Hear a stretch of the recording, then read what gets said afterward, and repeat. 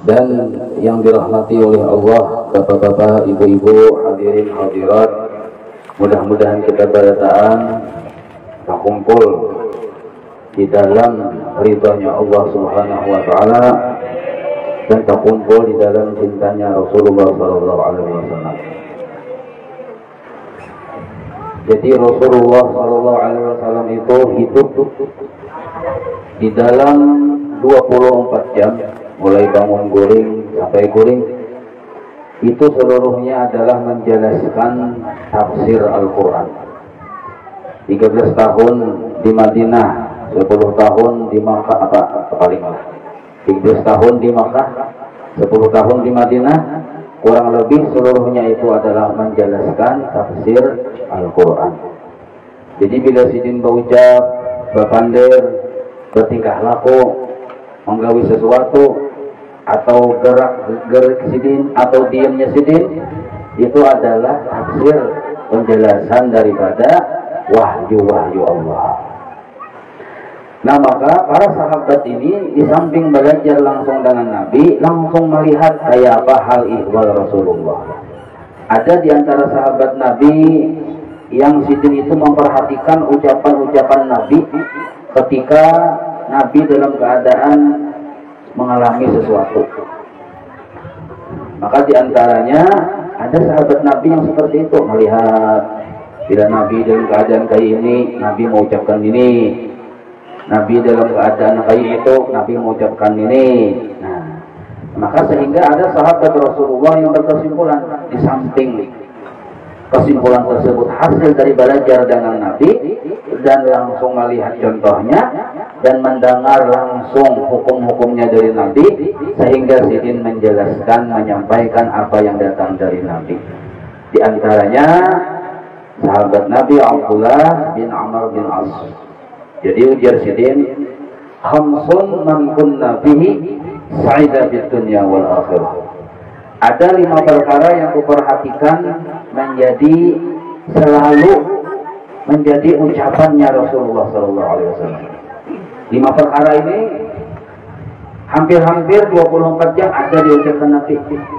Ketika Nabi mengalami sesuatu, maka jersidin bila orang ini menuruti ucapan Nabi ketika mengalami apa yang Nabi alami, lalu diturutinya ucapan Nabi tersebut, maka orang itu untung ganal di dunia dan di akhirat.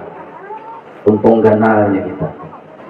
Kenapa untung ganal? Karena menuruti kelakuan Rasulullah, menuruti ucapan Rasulullah. Cuma di sini Nabi berucap sebagai Rasul, sebagai Nabi. Tentu hati sidin itu siddiq. Hati siddiq ini yang diucapkan itu, itulah yang di hati sidin. Apa yang di hati sidin, itulah yang diucapkan. Nah, maka yang diucapkan itu adalah gambaran hati. Ada berbeda dengan hati. Bahasa kitanya, yang di hati limpas takamuntongnya kita. Itu siddiq namanya. Nah, kalau kita mungkin ada mengucapkannya, yang Nabi ucapkan kita menuruti kalau aja. Cuma siddiqnya hati Nabi kita sulit menuruti. Nah, cuma para ulama memadahkan minimal kita sadar waktu mengucapkan itu. Ada mesti harus siddiq, kan kita kurang sempurna kayak Rasulullah. Minimal sekurang-kurangnya kita sadar. Tapi ulama lain memadahkan minimal bukan sadar, lebih di bawah pada sadar, paham maksudnya. Bukan hanya sekedar spontanitas berucap atau sekedar rutinitas, hanya sekedar lipstik pemerah bibir ada. Tapi berucap itu karena dalam keadaan paham, apalagi kalau meningkat dalam keadaan sadar. Kalau siddiq itu perhatian Rasulullah, kita kata kamu menuruti. Nah maka ujar sidin, ujar Abdullah bin Amr bin As ini ada 5 macam.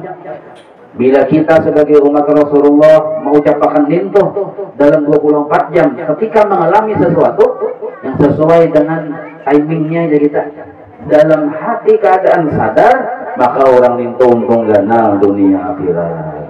Awaluha, yang pertama, ayyadhkura la ilaha illallah Muhammadur Rasulullah waqtan ba'da waqtin. Nah, jadi siapa saja yang mulutnya senang mengucap la ilaha illallah, Setiap waktu. Waktu ini para ulama berbeda pendapat. Ada setiap jam disebut waktu. Ada setiap sesudah 5 waktu disebut waktu. Kita ambil yang mudah aja, sesudah 5 waktu. Nah, ada lagi yang ekstrem, setiap detik itu waktu. Kita sulit menyebut la ilaha illallah Muhammadur Rasulullah setiap detik kan sulit. Karena kita kadang-kadang muntung nih babandir lawan bini, babandir lawan anak, nah kata kawan kita begitu. Nah kita ambil yang mudah aja, waktu ada waktu ini sesudah 5 waktu. Nah tayaman sedikit nama kan. Jadi siapa yang menyebut la ilaha illallah Muhammadur Rasulullah waktan ba'da waktin. Nah, amun hawa nih, jadi kita tiap situasi yang normal. Nah, duduk-duduk sambil mengupi yang dibaca la ilaha illallah Muhammadur Rasulullah. Nah, berdiri sambil baca ramin la ilaha illallah Muhammadur Rasulullah. Nah, apalagi setiap keadaan yang normal di kita, bukan pada sesuatu yang khusus. Nah, maka para ulama mengatakan asal kurang-kurangnya sesudah 5 waktu, yang dipijim mata itu 3 kali, lalu membuka mata, mulut mengucapkan Muhammadur Rasulullah. Satu dulu. Dan ucapan ini terbit dari hati, maksudnya dari kesadaran hati. Nah, kalau dari sedikitnya hati sulit kita, tapi dari kesadaran hati. Kenapa mengucapkan tersebut? Karena kita melihat bahwa yang nampak ini seluruhnya adalah ciptaan Allah. Bahwa yang nampak ini seluruhnya adalah nikmat-nikmat Allah. Bahwa yang nampak ini seluruhnya adalah karyanya Allah, anugerahnya Allah. Tidak ada satu makhluk yang bisa mewujudkan satu nikmat melainkan Allah yang memberi izin. Maka hakikatnya seluruh apapun yang sampai kita terima, apapun yang kita lihat, yang kita rasakan, seluruhnya adalah nikmat dari Allah. Lalu mulut kita mengucap la ilaha illallah Muhammadur Rasulullah. Nah, la ilaha illallah Muhammadur Rasulullah. Ini posisi, situasi, kondisi normal. Duduk parut misalnya, kelapar gada, kanyang gada, anak makan gada, anak goreng gada, apa dibaca minto la ilaha illallah. Kenapa mulut mengucap la ilaha illallah? Karena hati berisi syuhud atau pandangan atau kesadaran. Yang kulihat ini semuanya adalah anugerah, nikmat ciptaan karyanya Allah, miliknya Allah. Tidak ada satu makhluk yang mampu memiliki sesuatu apapun melainkan izin dari Allah dulu. Nah, karena hakikatnya seluruh makhluk ini kadang mempunyai apa-apa. Nah, karena sadar akan situasi yang seperti itu, lalu mulutnya mengucapkan la ilaha illallah. Nah, satu dulu. Jadi la ilaha illallah jangan mahadang wayah betahlilan misalnya, wayah benasitan, wayah misalnya orang mahaul hanya berzikir la ilaha illallah. Kadang mahadang itu tak? Nah, bangun goreng, situasi normal, mandi sudah apa sudah, duduk-duduk baca la ilaha illallah. Tapi terbit dari hati yang sadar. Nah, ini yang disebut mutabaah kepada Rasulullah SAW, menggunakan mulut menyebut Allah. Satu. Nah, yang kedua nih, apabila ubtuliya bibaliyatin, apabila karena musibah. Nah, kita ini kan naran manusia ada aja karena musibah. Tajajak paku picik misalnya, keguguran parang panjang berarti paket jari misalkan musibah benarnya. Untung ada butuh yang paket itu kan jari aja yang paket. Nah, musibah naranya minta. Lalu orang tadi sadar hatinya bahwa musibah ini dikehendaki Allah, diputuskan Allah, ditakdirkan oleh Allah. Ada di saya kita menghindar apabila Allah sudah mentakdirkan. Nah, kenapa Allah berhak terhadap segala sesuatu untuk memutuskan? Karena segala sesuatu milik Allah. Kenapa kita menyerah dengan Allah? Karena kita bagian dari milik Allah. Lalu kita karena musibah, kenapa ucapannya sudah sadar bahwa kita bagian dari milik Allah? Terserah Allah Ta'ala, sidin bang ampunnya. Lalu kita berucap innalillah, sesungguhnya kami ini sebenarnya miliknya Allah, yang diatur oleh Allah. milik Allah aja kita. Tak sarapian di si ayam sarapian ya Allah, napian kembali, napian umpani, kali diumpani, tak sarapian naik, dia nampunya. Itu juga kita ini, masalah Allah Taala. Karena sadar kita ini milik Allah dan Allah yang mengatur kita, lalu kita mengucapkan innalillah, kami ini milik Allah, kami menyerah dengan Allah, wa inna ilaihi raji'un, kami ini pun nanti kaina pasti akan kembali kepada Allah. Siapa aja tuh? Nah, bisa kembalinya tunggal di kita nih, asalnya tuha apa yang asalnya muda hilang masa muda. Nah, yang asalnya sehat hilang masa sehat. Yang asalnya sugih hilang masa sugih. Ini nantinya kembali kepada Allah kepada kita. Wala haula wala quwata illa billahil aliyil azim. Nanti semuanya kita rajinkan innalillahi wa inna ilaihi raji'un gitu aja loh kok. Nah, tambahin sedikit kita. Nah, kata tambahannya la haula wala quwata illa billahil aliyil azim. Jadi pemahamannya, ya Allah, kami ini milik Dia. Kami ini nanti lambat pasti, tapi pasti kembali kepada Dia. Dan kami ini kada berdaya menolak. Itu pemahaman wala haula wala quwata illa billahil aliyil azim. Tapi dalam ketidakberdayaan, di situ kuat sangka baik kita lawan Tuhan. Bahwa pengaturan Allah itu adalah rahmatnya bagi kita. Nah, ini kita dipelihara oleh orang sugih di dunia nih, orang sugih memelihara kita, maka pengasih penyayang, pemurah orangnya pulang nyaman kita, apalagi Allah Ta'ala Maha Sugih, Sidin yang memelihara kita.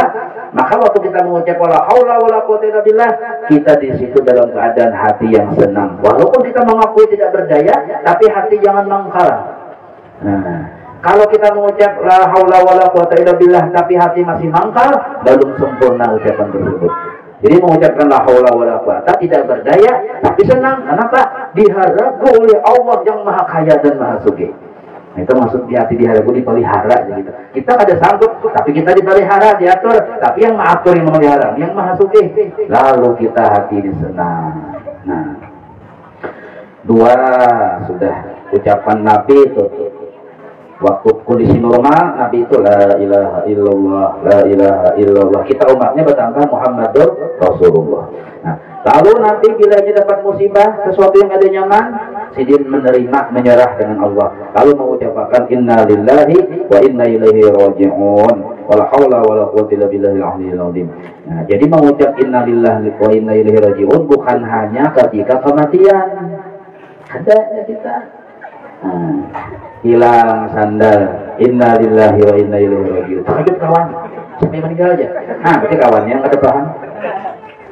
Kawannya ada paham.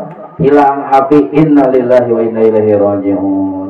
La hawla wala quwwata aja. Hilang HP misalnya gitu. Nah, hilang bini, inna lillahi wa inna ilaihi raji'un. La haula wala quwwata illa billahil aliyil azim. Bini umurnya 80 tahun. Amarah hilang apa aja kita. Nabi yang umur hanya 25 kawin pulang. Nah, itu.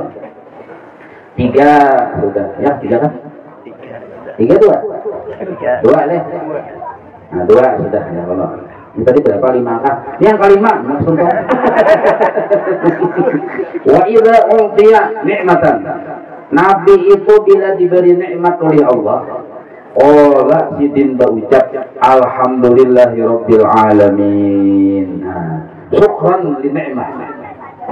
Jadi Nabi bila dapat nikmat, sidin berucap. Kenapa sidin berucap? Karena hati sidin himong gembira dengan Allah.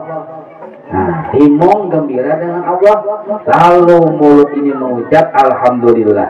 Nah, maka barang siapa mulut mengucap alhamdulillah tapi hati belum gembira dengan Allah, ini disebut munafik namanya.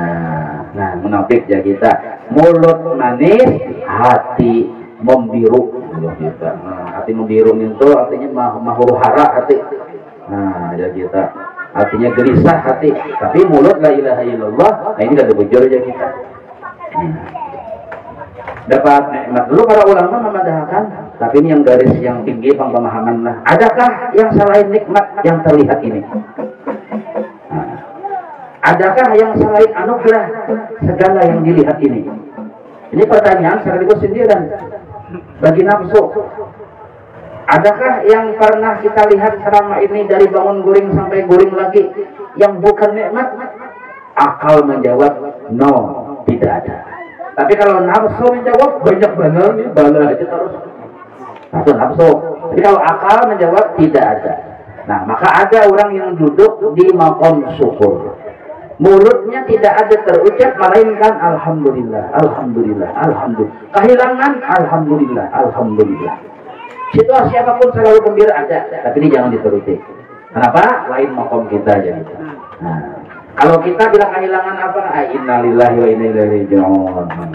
Cuma ada karena orang-orang yang memang tenggelam di dalam mensyukuri Allah tiap detik cerita. Jadi ucapannya alhamdulillah aja, ini disebut halnya. Karena likulli imri'in halun, wa likulli halin maqalun, wa likulli maqalin, wa likulli halin maqalun.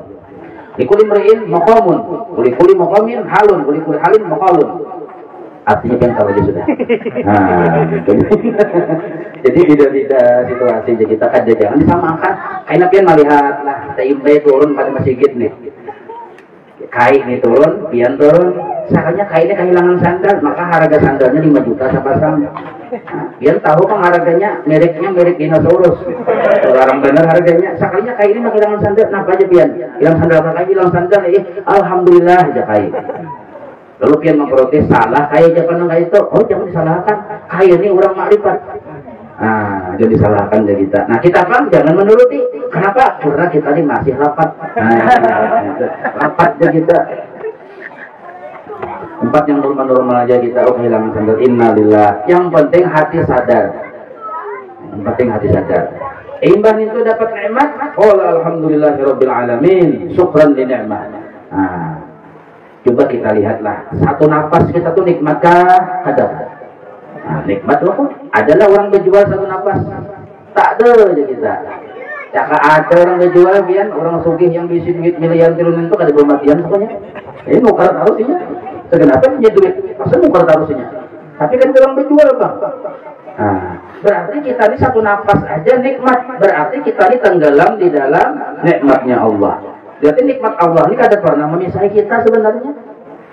Nikmat Allah pun kada pernah memisahi kita. Coba sabuting nafas saja bila dipisahkan dari kita. Ion. Itu. Nah maka jelaslah aja kita wajar kurang bahari itu himong aja terus. Tuh kenapa aja? Tali hati nikmat Tuhan.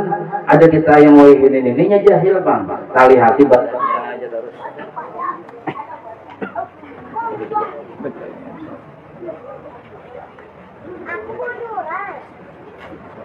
Sebentar ya.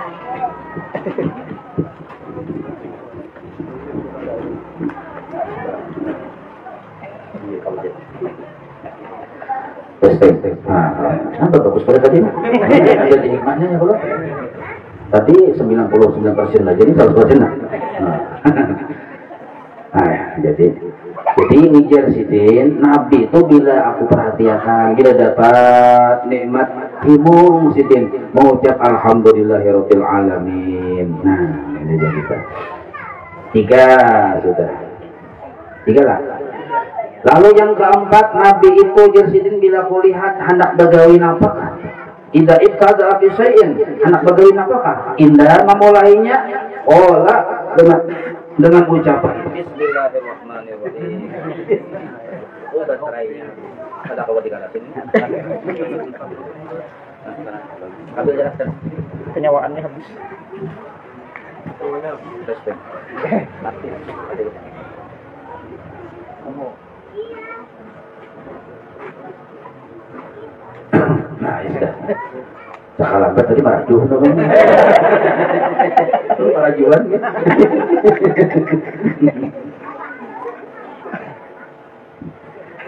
Nah, tadi yang keempat, bila Nabi hendak bergagawi, nah, Nabi itu sidik. Nah, kita sadar barang dulu bahwa kita ada hawa begawi, dulu kesadaran kita nih. Bila Nabi itu hendak begawi, dia sadar ada pernah hawa begawi melainkan ditulungi Allah. Nah, kayak tujuan kita hendak begawi apakah? Sadar dulu bahwa kita ini makhluk, arti makhluk diciptakan, batang tubuh diciptakan, gerak dan diam diciptakan, Allah yang menciptakan. Berarti kita ini kada hawa begawi. Karena sadar kada bakal begawi, nah satu, dan sadar Allah tuh pemurah benar, baikan benar. Kada sempat meminta tolong, Allah sudah menolongi. Nah, hendak berdiri, padahal kita kada sanggup berdiri. Dan kita kada sapat bapadah, ya Allah tolongi ulun berdiri, kada sapat bapadah juga tang langsung kawa aja. Nah, anak berduduk tang langsung kawa aja. Padahal harusnya tuh ibarat pemerintahan mengirim proposal dulu. Sebab berdiri ini kan orang berjuang. Nah, anak bakantut bisa. Coba kan bakantut setahun dia tahu tuh operasi itu bang.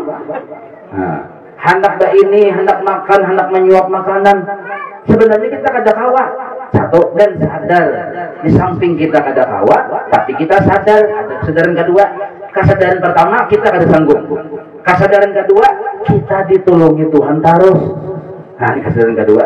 Jadi Allah Ta'ala itu luar biasa karim ya kita. Karim ini lebih dari pemurah, artinya belum bapadah sudah sidin tolongi. Nah, karena kita sadar kita kada kawa, tapi Allah selalu menolongi, lalu kita mengucap Bismillah, ditolongi Allah, maka aku kawa menggawin ini. Nah, ini pemahaman Bismillah aja kita. Mengambil rokok, mengambil mancis, lalu mengatik. Sebelum mengatik, sebelum mengambil rokok, Bismillahirrahmanirrahim. Nah, ini bagi yang berpendapat berhukum itu hukumnya mubah. Kalau berpendapat berhukum hukumnya haram, jangan Bismillah ya. Ada boleh? Ini khilafiyah lah. Khilafiyah artinya ulun mau empat pendapat yang boleh aja baru itu. Maksudnya mau diharamkan habis kasih orang bikin rokok ya kalau. Nah, disebut rokok segala macam banyak benar aja kita. Belum lagi yang orang naik haji pada kat hujungan menjual rokok. Nah, ini urusannya kita ambil yang boleh aja kan kita yang mesti haram aja. Yang ujar gurunya nih, gurunya nih haram atau ujar habib manamnya haram berokok. Nah, padahal yang mau undang sidin agin rokok. Maka mamploki lawan habib lawan guru ini duit hasil hujungan rokok itu. Ayo kayak apa pian? Nah, disebut jadi matis namanya ini. Maka lebih baik kayak apa? Lebih baik rokok ini kalau usah diharamkan kita. Haram bila juntanan, nah jujur ya. Untuk juntanan haram. Dan bila inya berokok langsung masuk rumah sakit, nah itu terus lagi berokok. Jelas memberi mudarat sudah. Mungkin berokok aman-aman aja. Jadi kita nyadapin menangati berokok, jangan berokok lah aja. Itu penyakit juga aja kita yang menangati sudah mati orangnya itu dulu. Ini yang ditangati ini itu pejuangnya. Nah, ini ulun ada masalah anti rokok atau pendukung rokok adalah karena ulun ada jual-jualan rokok ya ada urusannya ini nih. Nah, cuma nih malajari atau memadahkan kita. Bismillah itu ada juga peraturannya. Lebih tuntan yang Bismillah. Nah, yang baik-baik aja kita. Bismillahirrahmanirrahim sebelum menyuap nasi. Bismillahirrahmanirrahim sebelum minum. Anu pang yang melawan bini pang waktu malam Jumat ya aja. Nih. Nah, selain aja bahasa itu. Nah, yang jelas Bismillah. Tapi Bismillah ini terbit bukan karena rutinitas. Ucapkan di buntung bukan karena spontanitas, tapi karena kesadaran hati bahwa kita sebenarnya kada sanggup apa-apa, tapi Allah menolongi terus. Lalu kita berucap Bismillah karena pian Tuhan yang menolongi ulun maka kawa. Nah, ini maksud Bismillah. Jadi orang yang mengucap Bismillah waktu itu yang dilihatnya kebaikan Allah. Jadi orang tuh bila berbismillah terbuka hijab tak, asal hatinya sadar. Nah, jadi kalau kita berbismillah, Bismillahirrahmanirrahim. Tapi perasaan kawa, rasa mampu, rasa pintar, rasa harap, nah ini menafikan ya kita. Artinya kontradiksi dengan ucapan, dengan keadaan hati ya kita harus sesuai. Nah, jadi jangan tutup kontradiksi lah, harus sesuai ya kita, kontradiksi ya kita. Jangan harus sesuai ucapan lawan keadaan hati. Nah, 4 sudahlah. Nah ini. Yang kelima ini terakhir nah. Insyaallah jadi makanan kita. Nah. Wa idza afraqa minhu dzamban, apabila mengerjakan satu dosa. Lah, Nabi ini kada bisa menggawi dosa, sidin cuma sidin mencontohkan bila menggawi dosa aja Nabi. Sidin memadahi melajari. Jadi gawe Nabi itu wajib, sunnah, wajib, makruh aja ada. Nah, seandainya kita nih tergelincir dalam satu dosa, hendaknya berucap Astaghfirullahaladzim wa atubu ilaih. Ya Allah, ulun minta ampun dan ulun bertobat kepada Dia. Nah, tapi ini bukan ucapan lipstik, kesadaran hati yang menyesal atas dosa tersebut, 1, dan berniat kada hendak mengulangi, 2, dan menganggap dosa itu jelek, 3. Nah, kalau mau ampih menggawi, stop deh kita. Kalau menganggap dosa itu sebuah kenikmatan, ya udah mau ampih. Nah, lalu sadar hati menyesal, ini kesalahan, ini perkara yang kada boleh ku gawi, kenapa aku menggawi padahal Tuhan melarang. Lalu kita menyesal dan niat kada mau ulangi. Nah, itu wajib tuh di hati dulu ada sebelum mengucap astagfirullahaladzim. Jadi kalau kita tuh baca astagfirullah 1000 sehari misalnya lah, tapi di hati kada tahu dosa yang mana yang disesali. Ini ya kita termasuk istighfar yang diistighfari. Kita tahu dulu, bakikih dulu. Sebenarnya kada perlu bakikih bang, asal paham aja. Dosa kun ini, dosa kun ini, dosa kun ini. Nah, setelah sadar ini salah dosa, kita sesali satu persatu, menyesal kita dan niat kada mengulangi, hanya muntung mengucap astagfirullahaladzim. Nah, jadi hati-hati kita lah. Ini ada yang mau melakukan istighfar. Barang siapa membaca istighfar misalnya 70 kali dasar, astagfirullah innahu kana ghafara, astagfirullah innahu kana ghafara 70 kali dasar, maka diampuni dosanya 80 tahun. Amun tuntung dosanya 80 tahun, inya baca pulang isuknya diampuni dosa abah mamanya 80 tahun. Ada 8 mama abahnya sudah diampuni, keluarganya yang lain pun diampuni, masih membaca itu. Nah, akhirnya ini apabila inya tadi sadar kita bahwa hatinya tadi berisi kesadaran, aku banyak kesalahan, aku menyesali kesalahan itu, aku kada berniat hendak menggawi lagi, lalu muntung berucap astagfirullah. Nah, sama dengannya nang kayak ini, orang membaca astagfirullah inya dalam posisi hina dulu ya. Nah, aku ini hina benar, Tuhan melihat aku berbuat maksiat, mahina benar aku ini. Tuhnya yang duduk berataan ini, aku membanyaknya dosa, hina benar aku. Nah, hanya bocah istighfar ini, istighfarnya diterima. Ya, ada bangga dengan istighfar. Sopurullah, sopurullah, sopurullah, sopurullah, sopurullah, dia istighfar. Tuntung 100 sudah aja. Baca pulang sopurullah, sopurullah, mata senyum ciring-ciring pulang. Sopurullah, sopurullah, sopurullah, sopurullah. 900 sudahnya. Sekeliling lagi 1000 aja. Sopurullah, sampai 1000. Sekampungan ini aku banyaknya minta istighfar aja. Nah, ini istighfar yang diistighfari narangnya. Kesalahan nambah ini. Biar sekali baca istighfar. Sebab membaca istighfar ini hukumnya kada wajib, sunnah. Yang wajib itu menyesali dosa, itu yang wajib. Nah, berniat kada mau ulangi mengerjakan dosa, itu yang wajib. Sedangkan mulut mengucap astagfirullah itu kesunahan, pahala muntung ya kita. Nah, maka kita harus paham mana yang wajib, mana yang sunnah. Ada orang baca istighfar, tapi kada sadar dirinya salah, bahkan merasa bangga dengan istighfarnya. Ini berarti ketinggalan yang wajib, menggawi yang sunnah, maka tertolaklah yang sunnah tersebut. Ini termasuk bagian orang yang tertipu di lembah amalia. Nah, maka sidang Jumat yang berbahagia ini nah 5 macam ini yang kita jangan sampai kada ingat. 5 macam ini sebenarnya ucapan mulut yang terbit dari kesadaran hati, yang hati waktu itu berhadap kepada Allah. Nah, maka mulut yang berucap, hati yang sadar. Mulut yang berpandir, hati yang memandang akan kebaikan Allah. Nah, jadi mulut ini berucap, hatinya lurus memandang kepada Allah. Ketika mulutnya la ilaha illallah, hatinya melihat kebaikan Allah. Yang lain tidak ada, yang ada hanya kebaikan Allah. Ketika mulutnya mengucap innalillah, semuanya milik Allah, kembali kepada Allah. Makhluk tidak memiliki apapun. La haula wala quwata illa billah. Makhluk ada berdaya, tapi makhluk senang karena dipelihara oleh Allah yang Maha Kaya. Ketika mulutnya mengucap, nah apalagi di sini ucapannya tadi, ucapannya alhamdulillah, hatinya tadi gembira lawan Tuhan yang sudah memberinya nikmat.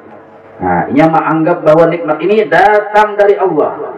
Nah, kalau mulut kita mengucap alhamdulillah, tapi hati kita sedih, ini munafik. Atau mulut kita mengucap alhamdulillah, tapi hati kita menganggap nikmat ini datang dari makhluk, itu pun munafik.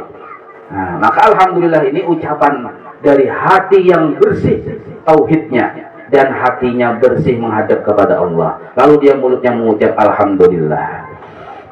Lalu ketika dia mau bekerja, apapun yang ingin dikerjakannya, dia melihat dulu, sadar dulu posisinya hamba ada pernah kawah. Tapi di sisi yang lain, hamba ini selalu ditolongi oleh Allah. Maka dia waktu mau mengerjakan sesuatu, sadar yang dilihatnya kebaikan Allah. Lalu dia mengucap Bismillahirrahmanirrahim. Nah, ini yang disebut mutaba'ah zahir kepada Rasulullah dan mutaba'ah batin kepada Rasulullah sallallahu alaihi wasallam. Nah, kiranya cukup sampai di sini. Kita sambung dengan bertahlil.